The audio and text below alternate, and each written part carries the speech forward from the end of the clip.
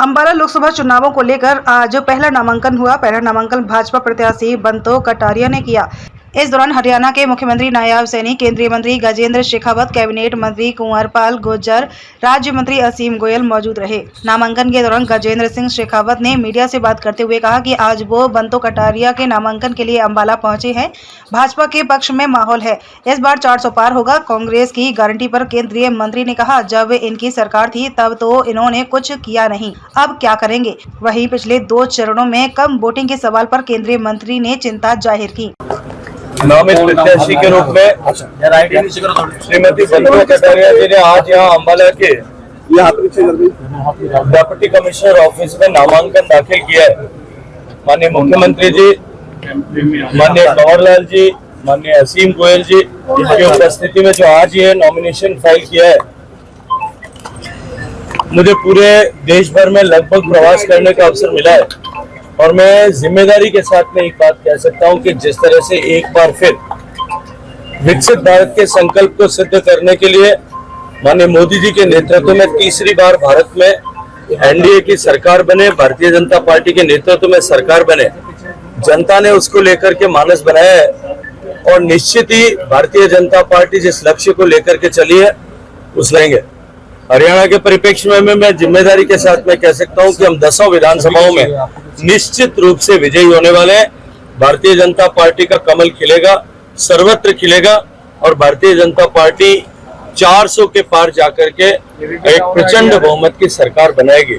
जनता ने इसके लिए मानस बनाया है और इस बार एक बार फिर नरेंद्र मोदी जी के नेतृत्व में इस चुनाव में भी केवल और केवल विकास ही एकमात्र मुद्दा है।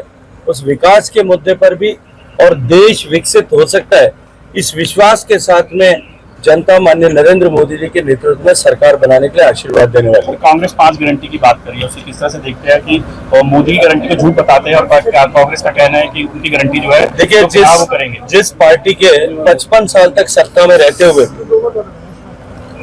एक भी गारंटी पूरी नहीं हो पाई, जिस पार्टी के 55 साल तक सत्ता में रहते हुए भी देश के 62% लोगों को सामान्य शौचालय की सुविधा न मिल सके, हजारों गांवों को इलेक्ट्रिसिटी न मिल सकी, करोड़ों लोगों के घर तक बिजली न पहुंच सकी, 45 करोड़ लोगों तक बैंक का खाता नहीं पहुंच सका, देश के 10 करोड़ से ज्यादा परिवारों तक गैस का चूल्हा नहीं पहुंच सका, उसकी गारंटी जो है अब देश की जनता और सामान्य व्यक्ति गरीब व्यक्ति मानने के लिए तैयार नहीं है। जिसकी खुद की गारंटी फेल हो गई है वो दूसरों की गारंटी ले, इसको देश की जनता समझती भी है, जानती भी है और पहचानती भी है। कांग्रेस कहती है बीजेपी संविधान और आरक्षण को खत्म करेगी। बीजेपी आरक्षण और संविधान को काफी कम परसेंटेज रहा है वोटिंग का, तो अब क्या देखिए, परसेंटेज कम होना लोकतंत्र में निश्चित रूप से चिंतन का विषय है। ये केवल सभी स्टेक होल्डर्स के लिए चिंतन का विषय है, केवल किसी एक पॉलिटिकल पार्टी के लिए नहीं। लोकतांत्रिक व्यवस्था में परिपक्व होते हुए लोकतंत्र में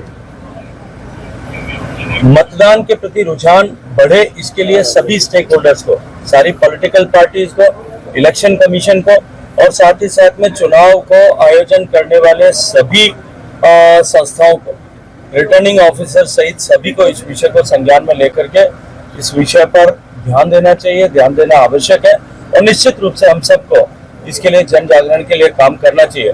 मैं मीडिया के मित्रों से भी कहूंगा कि आप सब लोगों को भी इस लोकतंत्र के पर्व में अधिकतम लोगों की भागीदारी हो, इसको लेकर के अपनी भी सकारात्मक भूमिका का निर्वहन करना चाहिए। सर, किसानों को कहना है कि अगर गांव में आओगे तो घेराव करेंगे। चलिए, धन्यवाद बहुत सारा। इस मौके पर मुख्यमंत्री नायब सैनी ने कहा कि आज गुरुग्राम व अंबाला के 2 नामांकन भाजपा के हुए हैं। हरियाणा की सभी सीटों पर भाजपा जीतेगी। वहीं किसानों के बाद सरपंचों की नाराजगी पर मुख्यमंत्री ने कहा, कोई नाराज नहीं है, 4 जून के बाद सभी की नाराजगी दूर कर दी जाएगी। हरियाणा के अंदर निकाल हुआ है। आज दूसरा नॉमिनेशन है। पहला नॉमिनेशन गुरुग्राम में राव इंद्रजीत जी का हुआ है 29 तारीख को और आज बंतो कटारिया जी का अंबाला में नॉमिनेशन है। पूरे हरियाणा में आज एक पॉजिटिव माहौल नरेंद्र मोदी जी के प्रति है, जो हमारी डबल इंजन की सरकार ने काम किए हैं उसके प्रति पॉजिटिविटी है और 10 की 10 लोकसभा की सीटें बहुत बड़े मैंडेट के साथ तीसरी बार नरेंद्र मोदी जी को प्रधानमंत्री बनाने का काम करेंगे। कमल का फूल खिलेंगे और काम किया है। अगर हम देखें इन्हीं 10 वर्षों के अंदर हरियाणा का एक भी जिला ऐसा नहीं है जहां पर 4 लाइनिंग रोड, एक्सप्रेस वे, और या वहाँ पर हमारे और भी विकास के कार्य बड़ी गति से जो चले हैं, चाहे हमारे मेडिकल कॉलेज की बात लगा लीजिए, बेटियों के लिए चाहे हर 20 किलोमीटर के ऊपर कॉलेज की बात ले लीजिए, जो लोगों की मूलभूत सुविधाएं हैं सरकार ने मजबूती से इन 10 वर्षों में पूरी की है और गरीब तक योजनाबद्ध तरीके से लाभ पहुंचाने का काम इन 10 वर्षों के अंदर किया है, चाहे आयुष्मान कार्ड के माध्यम से, जीरायु कार्ड के माध्यम से, और चाहे प्रधानमंत्री आवास योजना के तहत मकान बना करके देने का कार्य भी लगातार निरंतर इन 10 वर्षों के अंदर गति से जारी रहा है।